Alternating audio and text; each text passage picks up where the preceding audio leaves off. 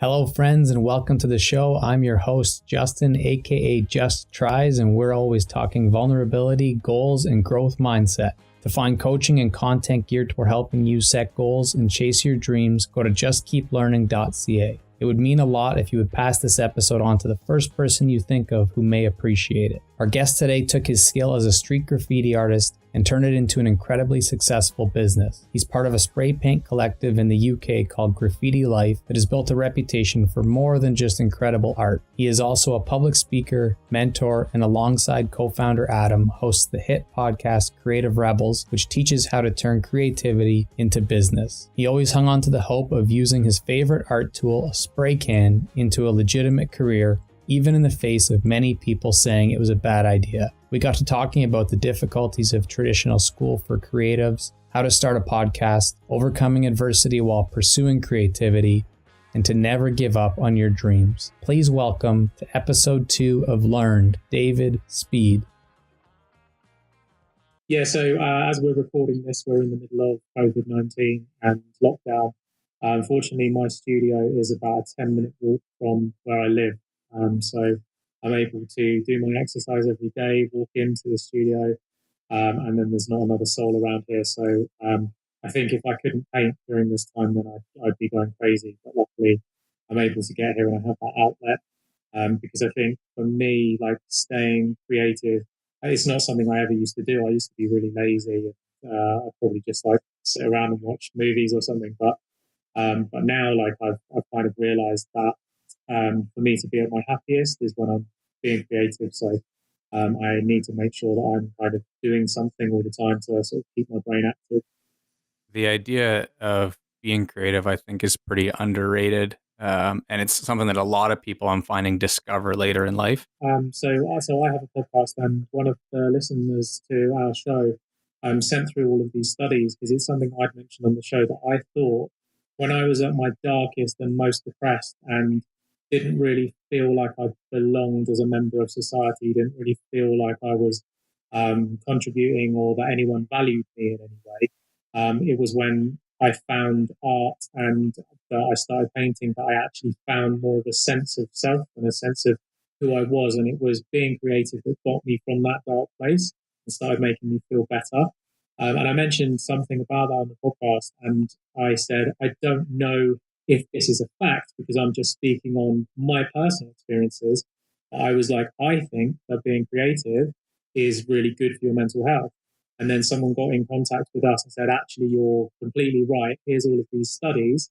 And she sent through all of these links to all of these academic papers that have been made on how creativity is really good for mental health. And I think there's obviously a lot to do with like focusing your brain and getting out of yourself and creating something. It's like when I'm creating things, I'm not thinking about who I am or where I am or anything. It's more about the work than it is about me.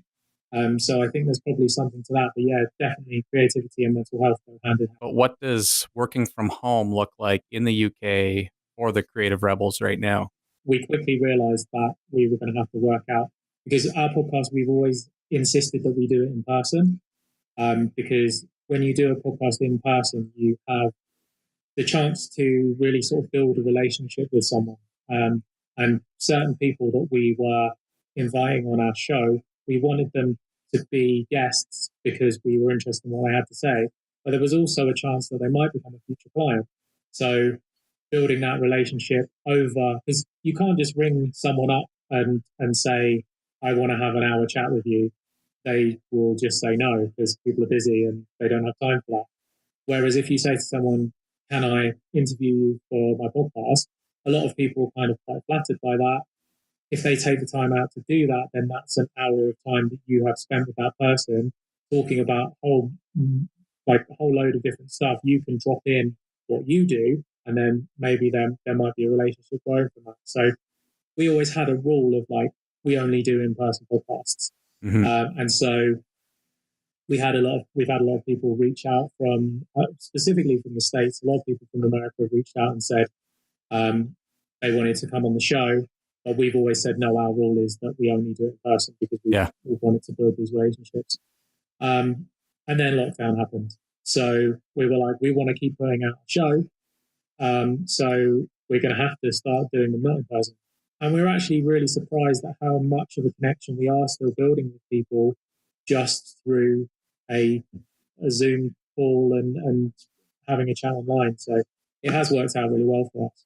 There's a level of people wanting a certain proof in terms of a product or service that people are going to have in order to use your Which time. you have to understand that, right? Because most podcasts, the average podcast only lasts 7 episodes, because after 7 episodes, most people give up. So when you ask someone to be your first guest, they have to basically take a gamble that you're going to be in the small percentage of people that don't just last 7 episodes, that do carry on and take it forward. So I can totally understand people being protective of their time. I think if you'd reached out, I mean, I wouldn't have had time to do this if it wasn't for COVID and for lockdown and all of that stuff.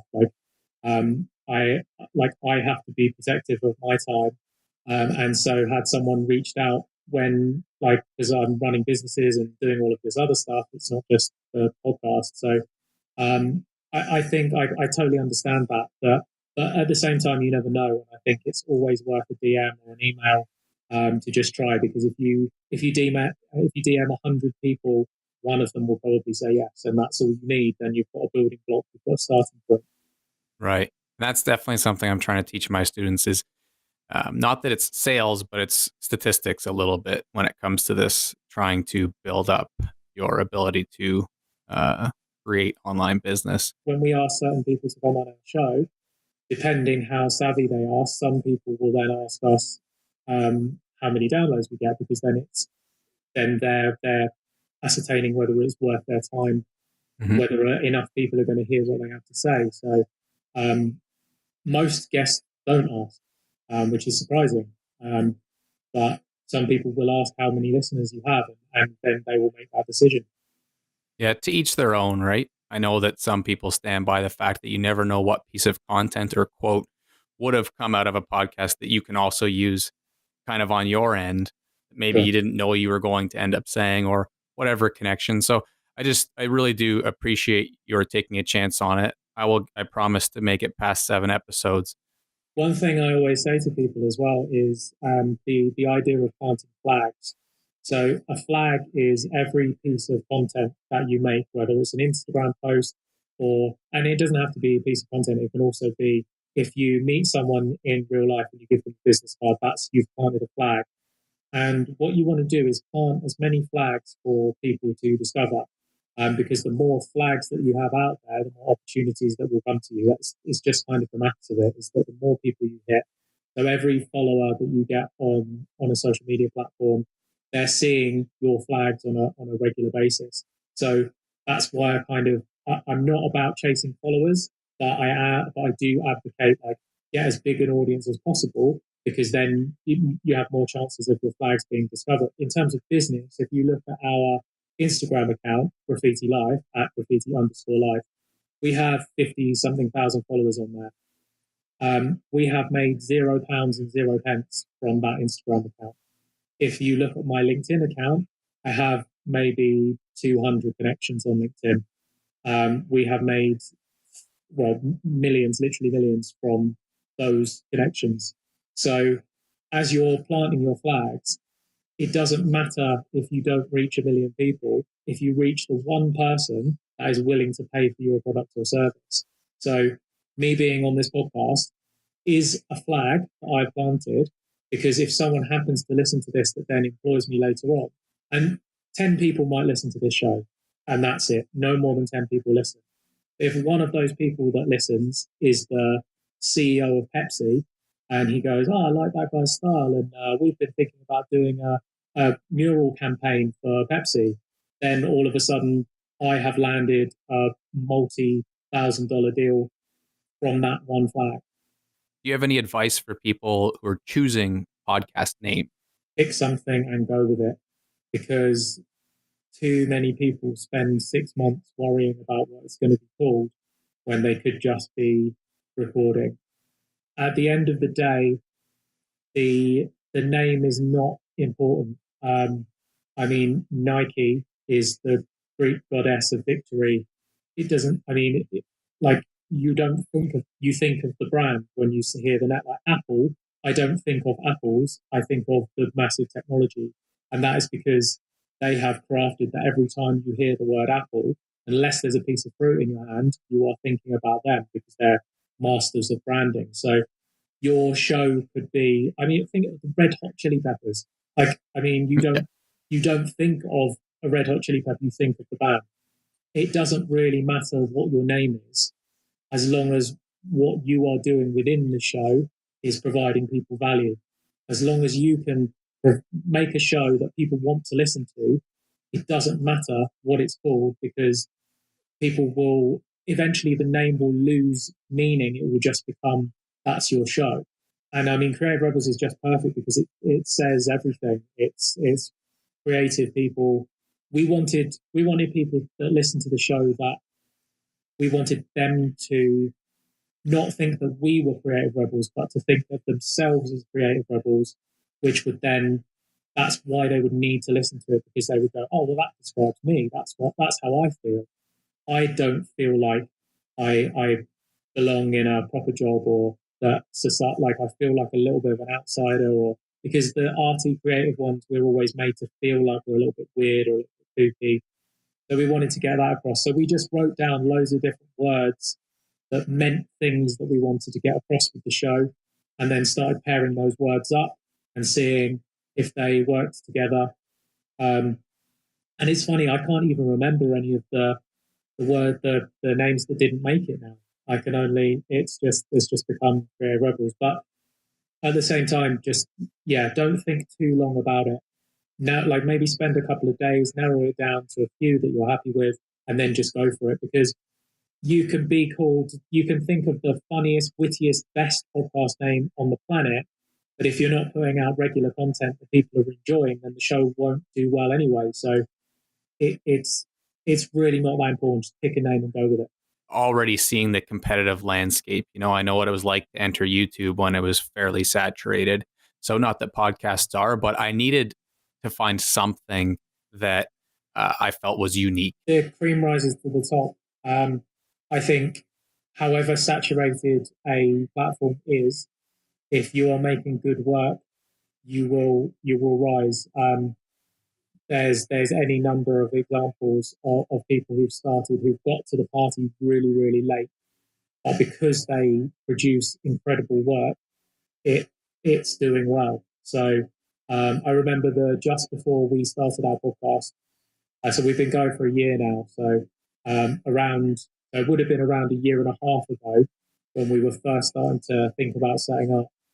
I Googled, as you do, like how to set up a podcast, and one of the first articles I read, and I took a screen grab of it because it's so funny, but one of the first things I read was, do not think about setting up a podcast now. It's too saturated. Unless you have a company behind you that is going to promote it and pump money into it, then you have no chance of success. And so I took a screen grab of that because, again, the rebel in me, I was like, okay, well, I definitely want to do that. I definitely want to prove this random commenter wrong, because I just don't believe that that's the case, because I feel like we're going to make a good show and we're going to make it successful. So and we did.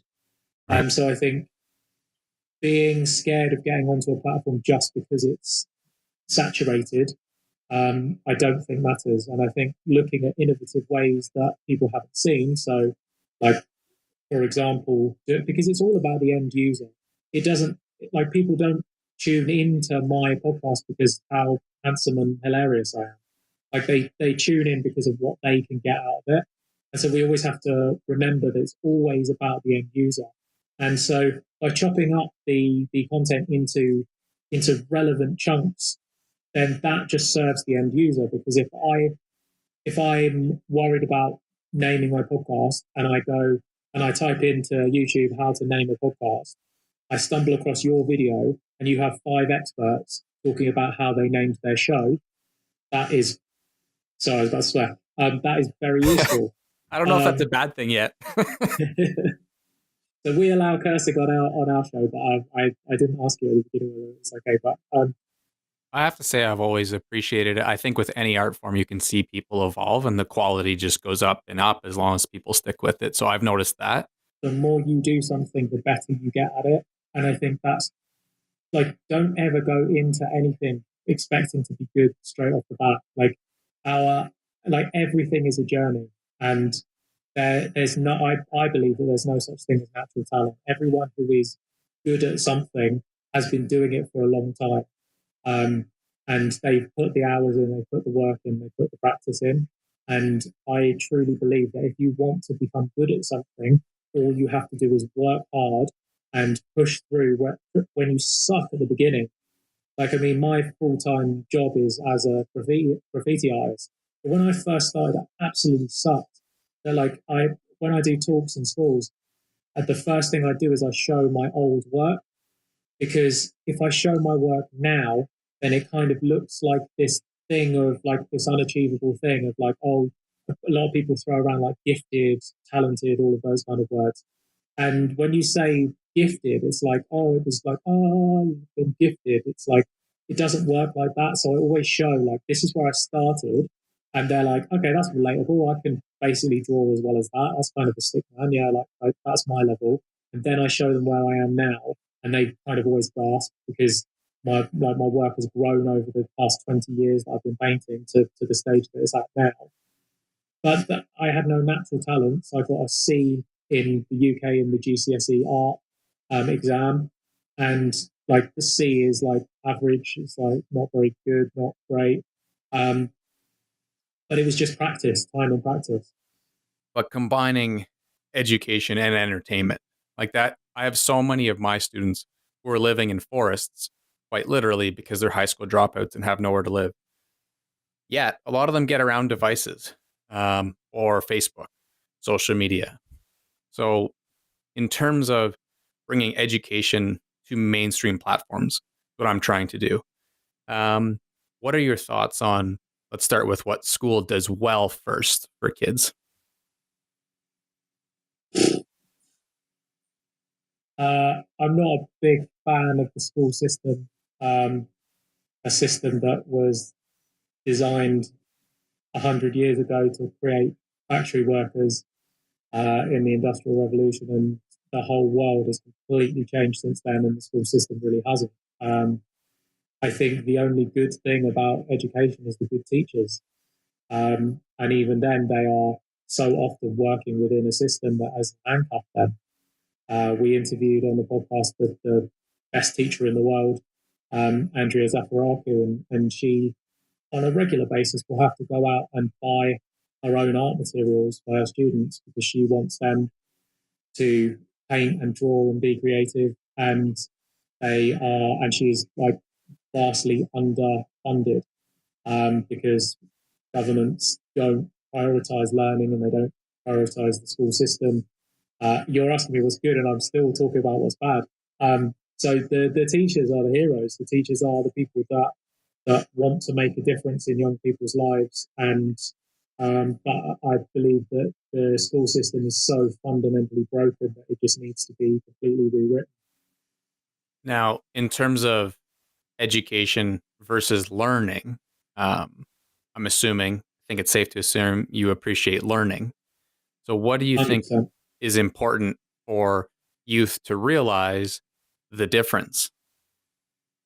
Learning is everything. Learning is, I think that so much of happiness is built up in progression. And I think the more that you progress, the happier you become. And I think that comes from learning. And so I'm like such an advocate of learning as much as you can. And I think that people learn in different ways. And now that we have the internet, we don't have to stare at books or like recite things or write things down over and over again, because we have learning at our fingertips. So for me, I think podcasts are a fantastic way of learning. I learn through listening to people's stories much more than I do reciting a textbook.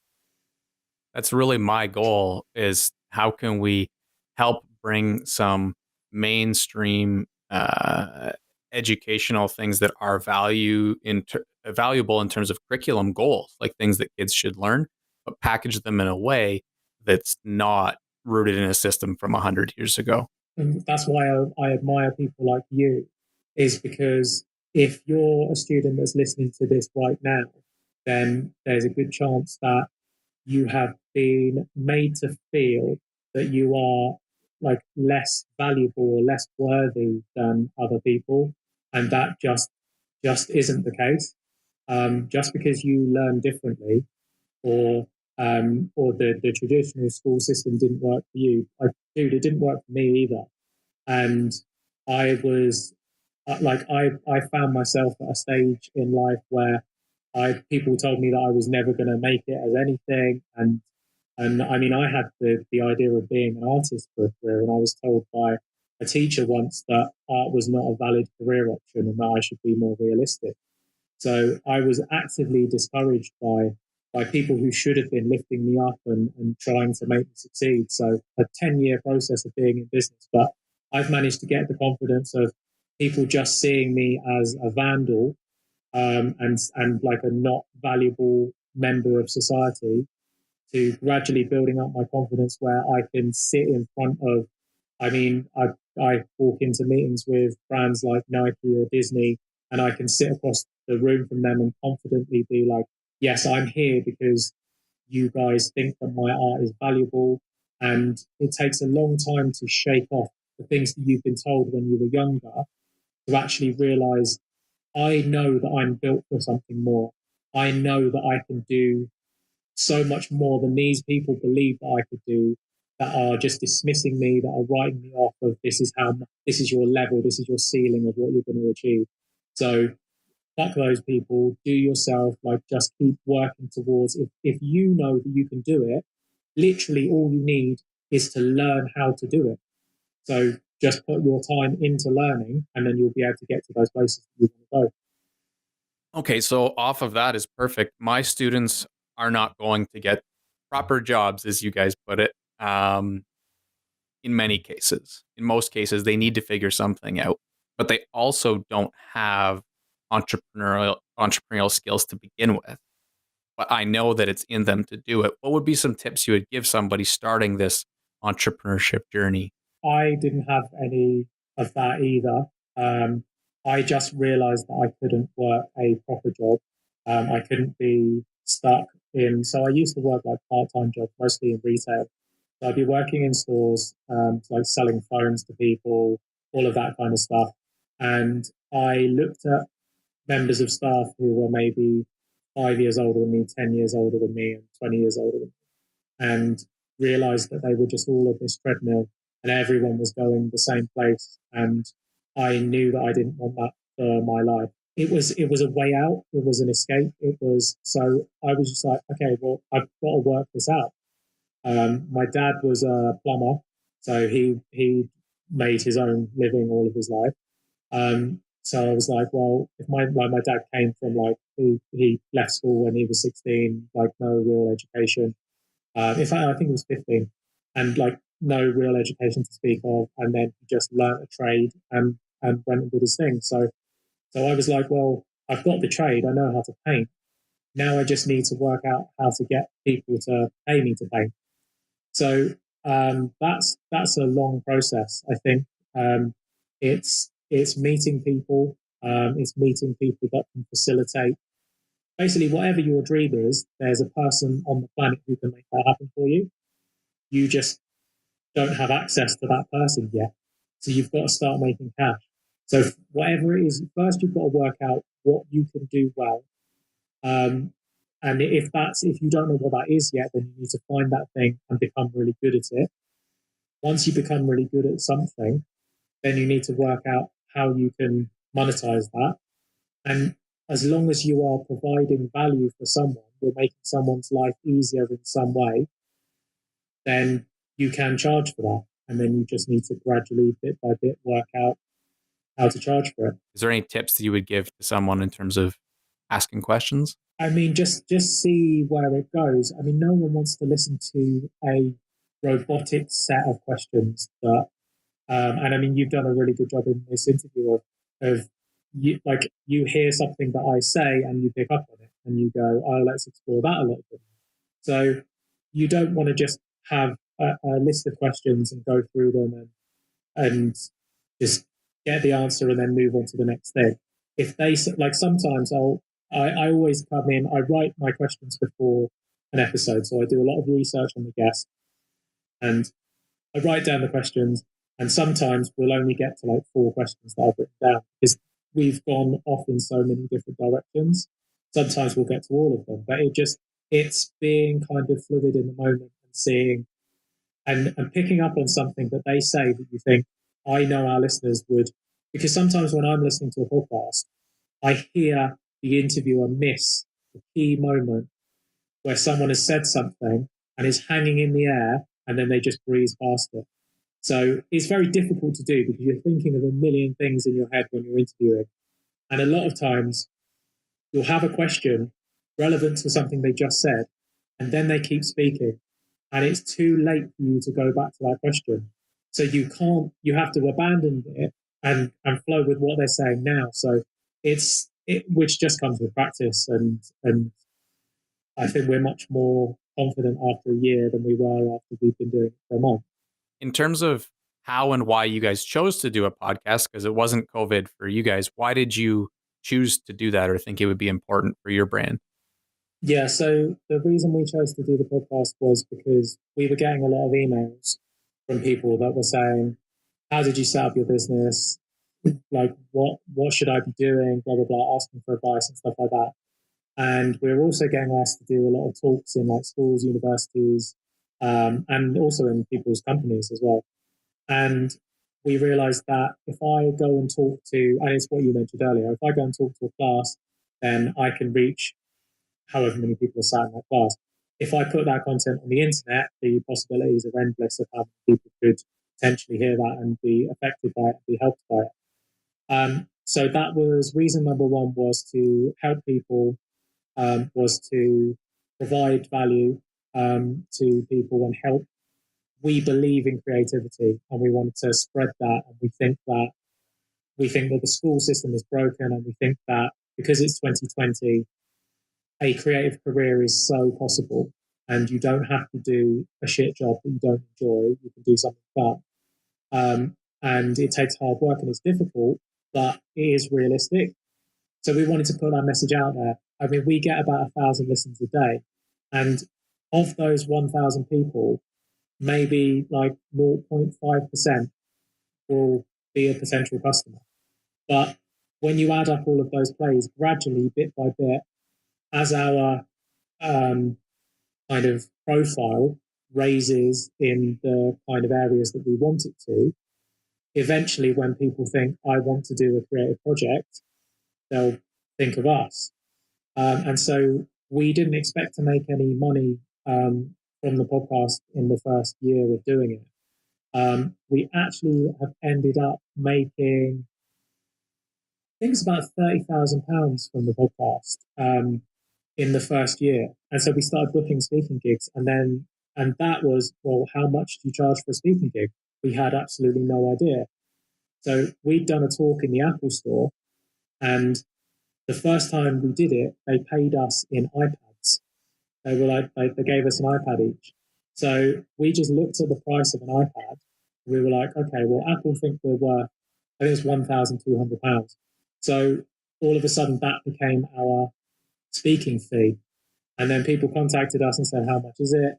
We said, is this much? Having the confidence of, after 10 years of running a business, being able to make the ask, being confident in your prices and saying, this is how much it's worth, because Apple have paid this much, so that's how much it must be worth. And I know people like Gary Vee charge like 6 figures for a talk. So, well, probably not 6 figures, I think it's 5 figures, but like a shit ton of Some money. people too, yeah. Yeah. So we knew that money is out there, and so I've completely like gone on a rant off of your question, but yeah. So all of a sudden, the podcast, we built it to grow our business, to grow our profiles, to help a bunch of people, And it turns out the more people you help, the more opportunities you actually get for yourself. You should never help people in order to get opportunities, because that's kind of a dick move. But the beautiful kind of side effect of helping a bunch of people is it actually is really good for your business. For my students, again, just people starting out, what are things that maybe you would do differently or tips you would give them when it comes to podcasting? Always our message is to just start. I mean, I touched on that earlier when we were talking about finding the perfect name. You will never find the perfect name. If you're waiting for the right time to do it, there will never be a right time. The right time is now. There's a lovely phrase that one of our guests recited to us that I think is really lovely, which is the best time to plant a tree was 5 years ago. The second best time to plant a tree is today. So you should have started your podcast 2 years ago, but it's fine that you didn't, but just make sure that you start today. I think the reason that you haven't started yet is there's probably fear of failure, fear of looking silly, like lack of confidence. And these are all things that me and Adam went through. And in fact, the only reason that I did the podcast with Adam is because I wasn't brave enough to do it on my own. I kind of needed that other person that was going to kind of, because I was saying things like, well, what if I'm in an interview and I run out of questions? I need you there to pick me up and to ask questions. It just turns out that he fell in love with podcasting and got a lot more involved with it. I mean, I hated my own voice when I used to listen back to early episodes, and it's really hard. Everyone thinks that they sound like a dickhead, but it just takes time. The more you hear it back, and the more that people actually tell you, "Oh no, what you said, I found really useful." And it's just, if you can have that confidence of, okay, I might get some hate comments on this. For some people, this is going to be strange. Who does he think he is? He started a podcast, and there's going to be a little bit of that. And what they want you to do is they want you to stop after 2 weeks of them giving you this, who do you think you are? Like, podcast, so fancy with your podcast. In 6 months' time, they will have got bored of saying that, and you will have started to find the people that want to listen to your podcast. Because the people that don't want to listen, you don't want them. They're not your target audience. And you're always going to get the people that are trying to bring you down. But if you can gradually build up one person at a time, one listener at a time, and know that you're making a difference to that one person, that's what you need to do, and you need to build that, and gradually it will grow. Be prepared to put 3 years into it. And I think that's what terrifies most people, is 3 years sounds like a hell of a long time. Especially, like, I mean, I'm old, I'm 38. So if you're in your teens or in your 20s or whatever, 3 years sounds like a long time. It is such a short amount of time. If you can commit, I'm going to do this for the next 3 years, even if I only get one listener, I'm going to do this for the next 3 years. Trust me, by the end of 3 years, if you could stick it out for that long, you will have more than one listener. In fact, you'll have more than 100 listeners, because it's impossible for you to put that amount of time into something for it not to grow. And I think everyone wants 1 million listens tomorrow, and that's just not feasible. It's not realistic. But that's no reason to give up. And I know that 1 million is like another year, maybe 2 years away. But I know that we'll get there. It's just because we'll keep going. And even if we don't even reach the 1 million, it's fun. The journey is fun. Like, creating a podcast is fun. Chatting to cool guests is fun. And getting DMs from the people whose lives you are affecting is really fun. So I think in life, people do what they want to do. And we can't make you start a podcast. And if it's not for you, it's not for you. That's fine. But find what is. Find what does set you on fire, that's going to make you happy. These are kind of the closing questions, the things that I'm trying to have, I guess, run through episodes a little bit. And one would be, if you left advice, just that one piece of advice for the next generation or kids right now, what would it be? Chase happiness. Chase happiness. Don't chase anything else. Happiness is the most important thing. And don't get happiness twisted with pleasure. Pleasure is very different to happiness. So the sneakers and the car and the house, that brings you momentary pleasure. But happiness comes from a deep sense of fulfillment. And I get that from painting, and I get it from helping people. And and actually the pleasure stuff follows along. It does come, just through a side effect of you doing the other stuff. So chase happiness. It's okay to be happy. What is one big learning goal that you have for yourself? I suppose at the moment, my biggest learning journey is learning how to public speak, because I think I've read the TED book, and I've read a couple of different books on public speaking, and there's general advice. But like everything in life, the only way that you really learn is by actually doing it. And so I know it's like a stand-up comedian going up there every night and bombing. Every time I do a speaking gig, I'm learning something different. I'm having a new experience. So, and very much in the vein of stand-up comedy, I'm starting to learn how to read the room a little bit. And if I say this gets a laugh at this point. So, whilst it's not a comedy performance, it's like there are definitely elements of comedy because that's part of my character and that's something I like to bring to it. So really enjoying learning about public speaking. Around anything that I do education learning, like what would be a question that you think my answering would help my audience? One of my favorite questions to ask guests is, what's the best piece of advice that you've ever been given? So that would be my flip, is what's the best piece of advice, because I think you can learn so much from that, because there's just certain things that people have said to us in our past that just stick with us. It's a football coach of mine who told me, after screwing up a whole bunch of times, that the real test will be to see if I'm still around next week. And that just stuck with me in terms of grit and resilience. And he's since passed. So I think of that and think of him often. Thank you. Do you have any tips for how to wrap up? I'm always kind of aware of how long we've been going. And then once I know that we're getting to the sort of 50-minute mark, I know that we can end it at any time between 50 minutes and 10 past the hour. So I've got a 20-minute buffer so I'll just wait for it to naturally be the end at some point within those 20 minutes. So if they, I'll ask like a good ending question of like, what would your advice be to someone who's in a similar situation? And because then you're kind of you're creating the mic drop moment for them. Oh, I know how we end. We go tell people where they can find you online. True, of course, yeah. So why don't you tell people where they can find you online? Very professional.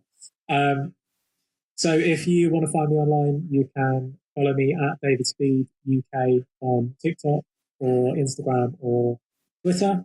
And the podcast is at Rebels Create on Instagram, or just search Creative Rebels on any podcast platform. That's awesome. Thank you very much for doing this. Appreciate it, and can't wait to see more graffiti art. Thank you, dude. All right, that's all, folks. That one really made me want to start painting. Thanks to our guest, David Speed. I really hope to get across to the UK sometime soon and check out his artwork in person, but for now, social media posts will have to do. Thanks so much for listening. If you liked this episode, be sure to subscribe and leave a review, but most importantly, pass it on to someone who might just appreciate it. Until the next episode of Learned, thank you so much, all the best, and remember, just keep learning.